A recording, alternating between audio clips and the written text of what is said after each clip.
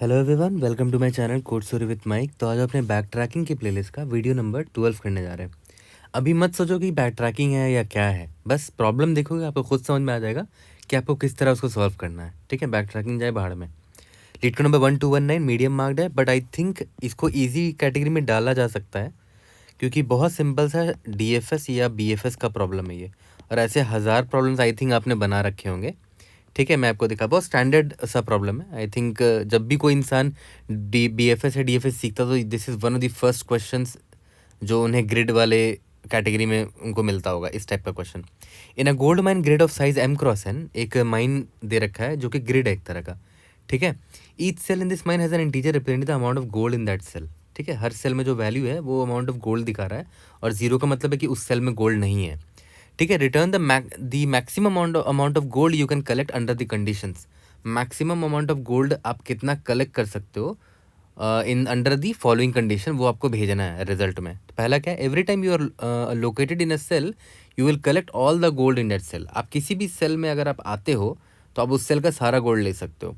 From your position you can walk one step to the right left up और down. मतलब कोई भी cell पे अगर आप मान ले हो अभी मान लेते आप यहाँ पर हो, आप ऊपर नीचे राइट और लेफ्ट मूव कर सकते हो। ठीक है, जनरली इसी टाइप के क्वेश्चन, मतलब क्वेश्चन में यही दिया रहता है कि आप ऊपर नीचे दाएं बाएं या तो डायगनली अप डायगनली डाउन जा सकते हो। इस टाइप की स्टेटमेंट्स दिए होते हैं ऐसे प्रॉब्लम्स में।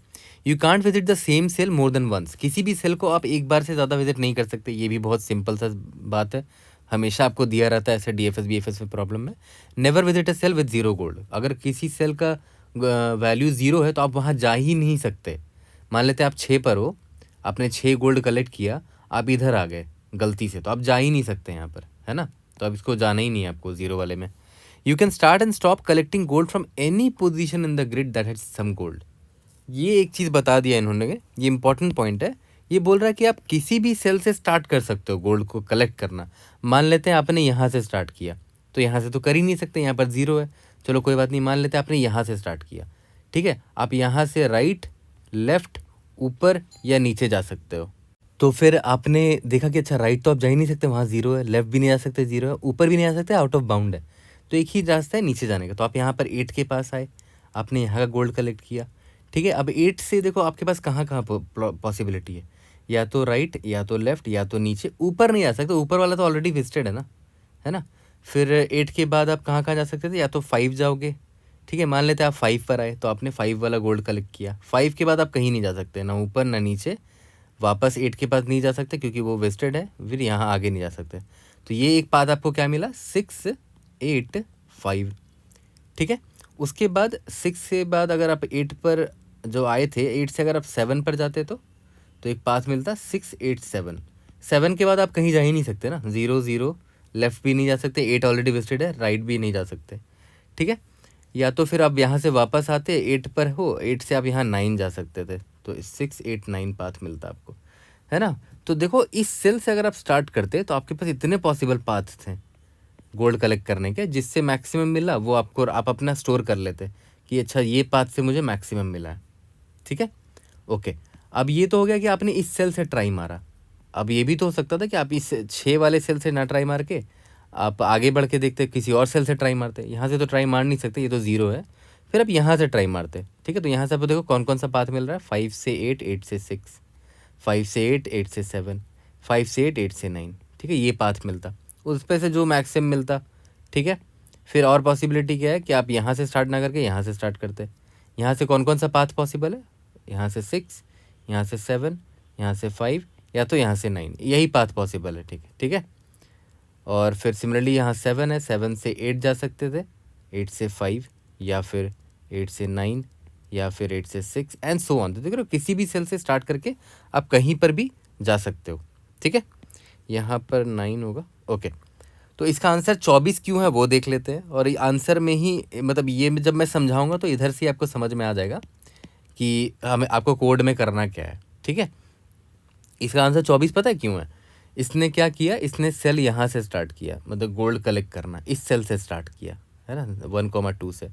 फिर इसने क्या किया, इसने लिखा ठीक है 7 है, 7 इसको मिल जाएगा यहाँ से। फिर इसने क्या किया, हिट करना स्टार्ट किया ऊपर नीचे दायां बाएं। ऊपर तो जा नहीं सकता, 0 है, नीचे भी नहीं जा सकता, राइट भी नहीं जा सकता क्योंकि वहाँ आउट ऑफ बाउंड है, तो ये 8 के पास गया। ठीक है, ठीक है, 8 के पास गया, 8 इसने कलेक्ट किया।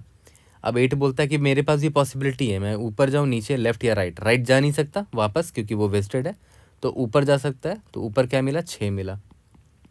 ठीक है, अब 6 के पास जब आएगा तो 6 से कहीं जा ही नहीं सकता ना, फंस गया वो, तो लास्ट सेल था वो। ठीक है, तो फिर कोई बात नहीं, वापस आया। फिर 8 के बाद बोला कि मैं 5 में भी जा सकता हूँ, तो एक और पाथ क्या मिला, 8 + 5 मिला। ठीक है, फिर वापस आया, फिर बोल रहा नहीं मैं 9 पर भी जा सकता हूँ, एक और पॉसिबिलिटी ये था मेरे पास, तो 8 + 9 मिलता। ठीक है, तो कौन सा मैक्सिमम देखो, तो 8 6 14, 8 5 13, 8 9 17 मैक्सिमम मिला। तो ऑब्वियस सी बात है, 7 में आप 17 वाला पाथ ऐड करोगे, मतलब आपने 7 से स्टार्ट किया था ना, याद है, तो 7 उसका हो गया गोल्ड, और 17 आपने किसको चुना, इसको चुना, ये वाला पाथ है ना, 8 और 9 वाले पाथ को। ठीक है, क्योंकि ये मैक्सिमम दिया आपको और आंसर आपका 24 इसीलिए है। ठीक है, तो सारे पाथ एक्सप्लोर करेंगे, जिससे मैक्सिमम आ गया वही मेरा बेस्ट आंसर होगा। ठीक है, तो सबसे सिंपल सा अप्रोच क्या है हमारा, सबसे पहला अप्रोच डीएफएस, सिंपल डीएफएस मारेंगे, एक एक करके सारे सेल पर जाएंगे, है ना। We will try from every cell, visit each cell, जिस सेल की value grid of i, j not equal to 0 होना चाहिए, राइट, है ना, नॉट इक्वल टू 0 होना चाहिए। तो यहाँ पर मैं आया, ये तो 0 के बराबर है, छोड़ दो। यहाँ पर मैं आया, मैं यहाँ से डीएफएस मारूंगा। ठीक है, अब यहाँ से डीएफएस मैं एक वेरिएबल रख लूँगा कि मैक्सिमम गोल्ड मैंने कितना कलेक्ट कर लिया आज तक, इसको अभी इंट मिन या तो -∞ रख लेते हैं। ठीक है, मैं यहाँ पर आया, मैंने देखा 6 है। ठीक है, तो मैं आगे बढ़ा, मैं 6 के पास गया और 6 से फिर मैंने एक डीएफएस हिट मार दिया। ठीक है, अगर grid i j not equal to 0 है तो मैंने क्या किया, एक सिंपल सा डीएफएस मारा। ओके, और बता दिया कि मैं 0,1 से डीएफएस मैंने मारा है। ठीक है, तो जब डीएफएस में 0,1 पे मैंने डीएफएस मारा तो उसकी वैल्यू कितनी है, 6 की, 0,1 की वैल्यू कितनी है, वैल्यू ऑफ गोल्ड कितनी है, 6 है। ठीक है, तो 6 है, तो मैंने इसको पूरा का पूरा अब यूज़ कर लिया ना। ठीक है, तो ये ख़त्म हो गया, अब पूरा गोल्ड मैंने ले लिया इसका। ठीक है, अब मुझे यहाँ से डीएफएस मारना है। ठीक है, मैं यहाँ पर आया, मुझे देखा 8 है। ठीक है, जब मैं 8 पर आया तो फिर मैं 8 से डीएफएस मारूंगा, हाँ, बट मुझे 8 मिल चुका होगा, है ना, 8 गोल्ड मुझे मिल गया। ठीक है, फिर वापस से मैं यहाँ पर गया, सॉरी, फिर से हिट मारा तो मैं 7 मिला मुझे। ठीक है, तो 8 को भी मैंने 0 कर दिया था, 7 को भी मैंने खा लिया, तो 7 वाला गोल्ड भी मुझे मिल गया, तो 7 ये भी 0 हो गया। अब इसके बाद आप कहीं जा ही नहीं सकते, राइट, तो आपको इस पाथ से कितना मिला, 8 7 15 मिला, और 15, और यहाँ पर 6 था वैल्यू स्टार्टिंग यहाँ से आपने किया था, 15 6 21 मिला टोटल आपको इस पाथ से। ठीक है, और एक ज़रूरी चीज़ याद रखना कि ये पाथ तो आपने एक्सप्लोर कर लिया, अब वापस से आप कहीं नहीं जा सकते, ना यहाँ जा सकते हो, ना यहाँ ना यहाँ, तो ऑब्वियस है क्या होगा, आपका रिकर्शन बैक ट्रैक होगा, मतलब आप यहाँ पर आए थे ना, अब सब कुछ खत्म हो गया, अब रिकर्शन बैक ट्रैक होगा, आप वापस यहाँ पर आओगे। ठीक है, जब वापस यहाँ पर आओगे तो इसको चेंज करना मत भूलना, है ना, इसको वापस से 7 करना मत भूलना, क्योंकि जब फ्यूचर में डीएफएस मारोगे यहाँ से तो उन लोग को चाहिए होगा ना पुराना वैल्यू, तो इसको वापस से अंडू कर देना इन चेंजेस को, है ना। बैक ट्रैकिंग में वही तो करते हैं, इसलिए तो बैक ट्रैकिंग इसको बोल रहे हैं, है ना, जबकि मैं नॉर्मल डीएफएस कर रहा हूँ, बट आपको यहाँ से रियलाइज़ हो गया होगा कि कुछ नहीं, बैक ट्रैकिंग कर रहा हूँ मैं। वापस से आया यहाँ पर, ठीक है, फिर जब वापस से यहाँ पर आया तो यहाँ पर याद है 8 था पहले। ठीक है, तो फिर पता चला कि नहीं, अभी और भी पाथ पॉसिबल है, तो आप यहाँ पर जाओगे, इसको एक्सप्लोर करोगे, तो आएगा क्या, 8 + 5 आएगा, है ना। तो आपने वापस से इसको 0 कर दिया, इसको भी 0 कर दिया, अब यहाँ से कहीं नहीं जा सकते, तो वापस से 8, इसमें कितना मिला, 8 5 13 मिला। ठीक है, और ऑलरेडी 6 से आपने स्टार्ट किया था, 13 6 19 मिला इस बार आपको एक पाथ से। ठीक है, तो वापस से आप जब जाओगे बैक ट्रैक करोगे तो उसको 5 बना दोगे और इससे वापस से 8 बना दोगे। ठीक है, फिर वापस से फिर यहाँ पर जाके हिट करोगे तो यहाँ पर आओगे, इसको 0 मार्क कर दिया, इसको 0 मार्क कर दिया। ठीक है, इस बार क्या मिला, 8 + 9 17 मिला, और अब 6 से आपने स्टार्ट किया था, 17 + 6 21, तो बेस्ट पाथ कौन सा है, 21 है, मैक्सिमम वैल्यू जो भी मिला। तो वापस से फिर बैक ट्रैक करोगे तो इनको आप वापस से जो उनको पुराने वाली तो वही बना दिया आपने, वापस से आप यहाँ पर आ गए, एक 6 पर आ गए वापस, तो आपने 6 को भी वापस से अंडू कर दिया चेंजेस, कि भाई तेरा पहले वाले 6 था ना, ठीक है 6 कर दिया मैंने, लेकिन हाँ जितने भी पाथ मैंने एक्सप्लोर किए हैं तुझसे स्टार्ट करके मुझे मैक्सिमम वैल्यू 21 दिखा, तो मैंने यहाँ पर 21 अपडेट कर दिया है। ठीक है, ओके, ये तो एक्सप्लोर हो गया। अब अभी मैं इसको ट्राई मारता हूँ कि यहाँ से मैं ट्राई मार सकता हूँ क्या, नहीं ये तो 0 है, छोड़ दो, फिर मैं यहाँ से ट्राई मारूँगा। फिर यहाँ से भी सेम चीज़ करो कि भाई मैंने यहाँ से स्टार्ट किया, इसकी वैल्यू 5 है, अब मैं यहाँ से DFS मारूँगा। या तो यहाँ जाओ, ऊपर नीचे तो जा नहीं सकते, फिर यहाँ पर आए, फिर इसी तरह सारे पाथ में जा के आप उनका मैक्सिमम वैल्यू निकालोगे, है ना। बहुत सिंपल सा DFS है। और कोड लिखेंगे तो एकदम जो अभी मैंने बताया बिल्कुल उसी की तरह ही लाइन बाय लाइन एक एक लाइन आपको समझ में आ जाएगा कि मैं क्या लिख रहा हूँ, है ना।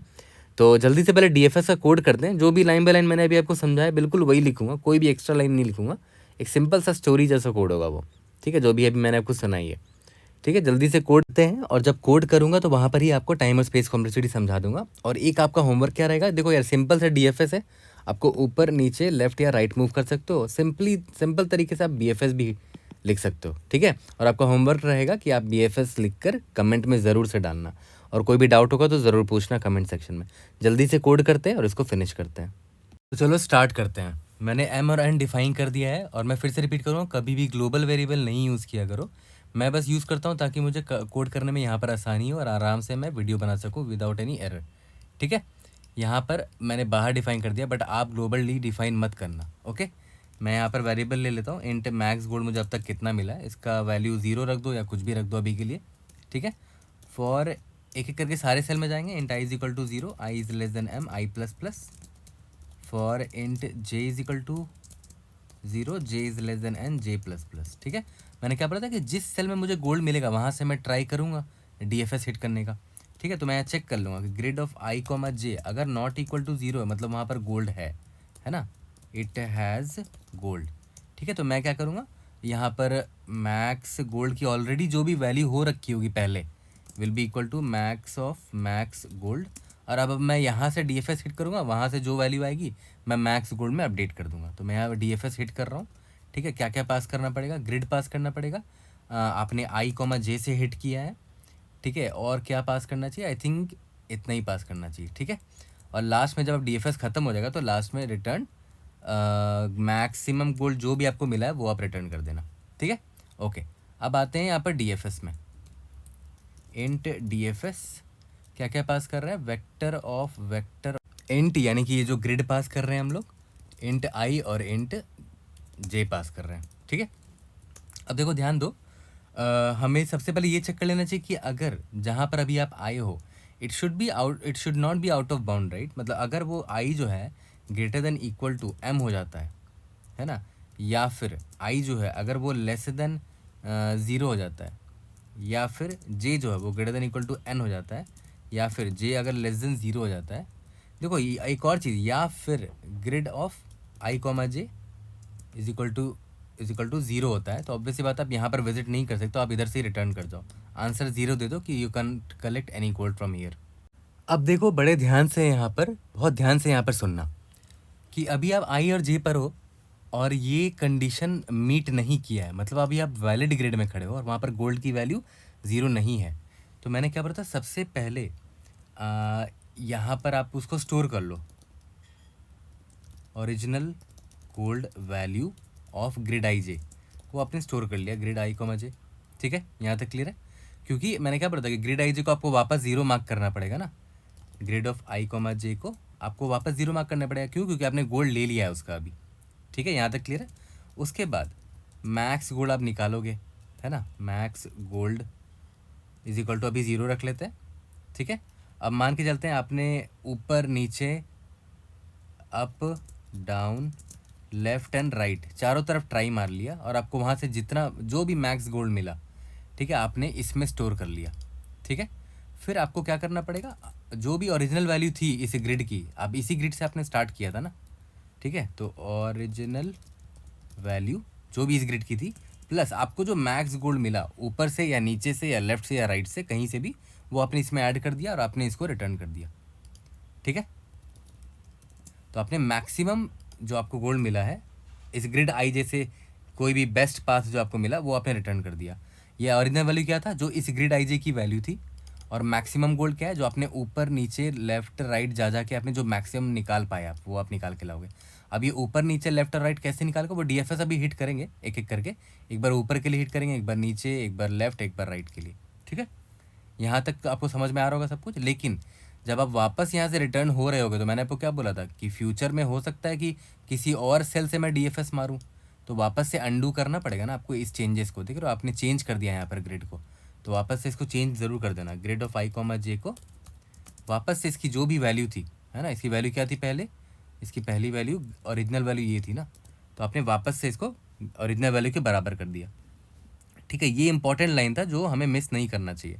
ओके, अब आपको यही ट्राई मारना है, अप डाउन लेफ्ट राइट से आप कितना मैक्सिमम गोल्ड लेकर आ सकते हो। ठीक है, तो एक तो तरीका ये है कि भाई आप DFS ऐसे ऐसे लिख दो। अप अगर जाओगे तो ग्रिड ऑफ आई -1 जे होगा, अगर ये अप का है। ठीक है, similarly DFS of grid i+1 जे, ये किसका है, डाउन का है ना, क्योंकि देखो रो मेरा नीचे जा रहा है। DFS of grid of i, row same रहेगा, j+1 करोगे तो राइट जा पाओगे, है ना, right column. DFS grid i j-1, मतलब आप लेफ्ट जा रहे हो क्योंकि कॉलम लेफ्ट साइड जा रहा है ना, ये लेफ्ट जा रहे हो। एक तो ये तरीका होता है, एक एक करके सबसे लिख दो और मैक्स निकालते जाओ इन सबसे जितना भी मैक्स आया है। ठीक है, बट जनरली मैं ये नहीं करता हूँ क्योंकि हो सकता है 8, मतलब ये तो 4 डायरेक्शन हो गया, कभी कभी क्या होता है डायगनली भी आप मूव कर सकते हो, तो बहुत सारे आपको लाइन ऐसे लिखने पड़ेंगे। ठीक है, तो बेटर क्या है ना, इसको आप लूप में लिख दो। ठीक है, आप लूप में भी इसको लिख सकते हो, और मैंने कई बार आपको बता भी रखा है कि अगर आपको डायरेक्शंस निकालना है ना, तो उसके लिए मैं ऊपर डायरेक्शंस नाम का एक अरे डिफाइन कर लेता था। ठीक है, अब देखो ध्यान दो डायरेक्शंस कैसे निकालते थे, वेक्टर ऑफ इंट, यहाँ पर डायरेक्शंस डिफाइन कर लेते हैं।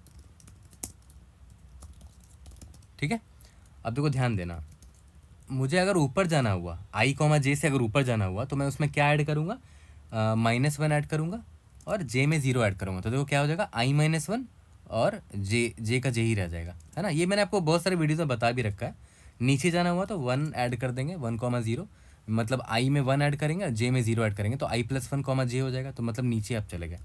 अगर आपको राइट जाना है तो i में 0 ऐड करेंगे और j में 1 ऐड करेंगे। अगर आपको लेफ्ट जाना है तो i में 0 और j में -1 ऐड करेंगे। ठीक है, बहुत सिंपल सा तरीका है ये, मैंने बहुत सारे वीडियोज़ में बता भी रखा है आपको। अब आपको कुछ नहीं करना है, vector of int and directions in directions. ठीक है, न्यू इंट न्यू_i कैसे निकालूंगा, i plus direction of 0 int न्यू_j क्या होगा, j प्लस डायरेक्शन ऑफ 1। ठीक है, ओके। अब आपको सिंपली यहाँ पर क्या करना है, मैक्स गोल्ड की जो भी वैल्यू है अभी तक maximum, max of max gold comma इस DFS से आप जो हिट मारा, जो मैक्सिमम वैल्यू वहाँ से आ जाए। ठीक है, ग्रिड भेजा आपने, न्यू_i भेजा और क्या भेज रहे थे, न्यू_j भेज रहे थे, यही भेज रहे थे ना। ठीक है, सिंपल सी चीज़ है, देखो एक एक लाइन आपको समझ में आना चाहिए कि क्या किया है मैंने। ठीक है, और सिंपल सा प्रॉब्लम था, देखा जाए तो सिंपल सा DFS का प्रॉब्लम था, और आपका होमवर्क BFS है जो कि कमेंट में आपको मुझे लिख के बताना है। ठीक है, grid of i, j original value, अच्छा ओरिजिनल गोल्ड वैल्यू है ना, सॉरी यहाँ पर ओरिजिनल गोल्ड वैल्यू ना,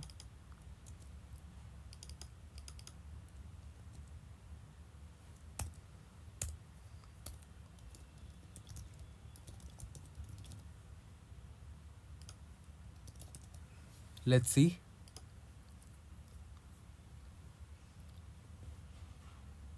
ओके, सबमिट करके देखते हैं। Indeed yes we have pass all the test cases. इसका टाइम कॉम्प्लेक्सिटी, स्पेस कॉम्प्लेक्सिटी भी बहुत सिंपल है, अगर आप ध्यान दो। देखो एक तो यहाँ पर आप डबल फॉर लूप चला रहे हो। ठीक है, यहाँ पर कितना लग जाएगा, m×n तो इधर ही लग गया आपका। ओके, यहाँ पर O ऑफ m×n तो यहाँ लग गया। अब आप देखो यहाँ पर एक DFS हिट मार रहे हो, और DFS में क्या है, आप मैक्सिमम हर एक सेल से 4 पॉसिबल डायरेक्शंस में जा सकते हो, है ना, हर एक सेल से 4 पॉसिबल डायरेक्शन में जा सकते हो। तो टोटल नंबर ऑफ सेल्स कितने थे, m×n, है ना, और हर एक सेल से 4 पॉसिबल डायरेक्शन में जा सकते हो, यानी कि 4 का पावर m×n पॉसिबल डायरेक्शंस है आपके पास जाने के लिए। 4 का पावर m×n पॉसिबिलिटीज़ है आपके पास टोटल, इन टोटल जाने के लिए। और यहाँ पर m×n आप अलग से मार रहे हो, तो टोटल कितना हो जाएगा, देखो तो m×n 4 का पावर m×n। बट आप कौन कौन सेल से 4 पॉसिबिलिटी है, ये जो मैंने बताया ना कि 4 पॉसिबिलिटी है हर सेल से, नहीं हर सेल से नहीं है, याद करो सिर्फ उसी सेल से 4 पॉसिबिलिटी है जिस सेल में गोल्ड है। जिस सेल में गोल्ड ही नहीं है भाई, वहाँ से कोई पॉसिबिलिटी नहीं, क्योंकि आप वहाँ जाओगे ही नहीं। ठीक है, तो यहाँ पर m×n नहीं करो, यहाँ पर 4 का पावर कर दो count of sales having gold. सिर्फ उतने ही सेल्स से आपके पास 4 पॉसिबिलिटीज़ होंगे। तो m इंटू एन हो गया इस डबल फॉर लूप की वजह से। और जो आप DFS हिट कर रहे हो कितने पॉसिबिलिटीज़ है, 4 का power count of sales having gold possibilities है, ठीक है। और कंस्ट्रेंट में दे रखा है कि टोटल ज़्यादा से ज़्यादा 25 सेल्स होंगे जिनके पास गोल्ड होगा। तो m क्रॉस n इंटू 4 का पावर 25 भी कर सकते हो, बट स्टिल मतलब कंस्ट्रेंट में दे रखा है इसीलिए मैंने लिखा है, बट इसकी ज़रूरत नहीं है, ठीक है। 4 पॉसिबिलिटी हर उसी सेल से है जिसमें गोल्ड है आपका। तो आपका टाइम कॉम्प्लेक्सिटी ये हो गया, ठीक है। उसके बाद स्पेस कॉम्प्लेक्सिटी अगर आप देखो तो हमने यहाँ पर कोई भी एक्स्ट्रा स्पेस नहीं लिया है ना। बस जो रिकर्शन हमने यहाँ पर हिट किया है उसका हमने सिस्टम का स्टैक हम लोग यूज़ कर रहे होंगे, उससे ज़्यादा हमने यहाँ पर कोई भी एक्स्ट्रा स्पेस नहीं लिया। यहाँ तक क्लियर है। और आप खुद सोचो, जब आप रिकर्शन कॉल करोगे तो हर एक सेल से जहाँ जहाँ गोल्ड है उससे 4 पॉसिबल ब्रांच बनाओगे, है ना। ये लेफ्ट जाने का, राइट जाने का, अप जाने का, डाउन जाने का 4 पॉसिबल रिकर्शन कॉल कर रहे हो, ठीक है। तो आप खुद सोचो रिकर्शन ट्री जो बनाओगे उसका डेप्थ कितना होगा, है ना। 4 का पावर जितने number of count of cells हैं पॉसिबल आपको दिख रहे हैं यहाँ पर, है ना। मतलब स्पेस क्या होगा, डेप्थ ऑफ रिकर्शन ट्री, मतलब जितने पॉसिबिलिटीज़ आपके पास आएंगे सामने उतना रिकर्शन ट्री का डेप्थ जाएगा। तो 4 का power count of sales having gold, ठीक है। ये आपका स्पेस हो गया। और लेकिन आपने अलग से कोई भी एक्स्ट्रा स्पेस नहीं लिया है ना। और किसी भी सेल को विजिटेड मार्क करने का आपको टेंशन भी नहीं है, आपने उसको 0 मार्क कर दिया। ये देखो 0 है मतलब वो विजिटेड है, या फिर आपने उसको 0 मार्क किया होगा। या तो ऑलरेडी 0 है मतलब वहाँ गोल्ड नहीं रहा होगा, या तो आपने उसको 0 बनाया है मतलब विजिटेड मार्क कर दिया, ठीक है। तो I hope I was able to help. See you guys in the next video. Thank you.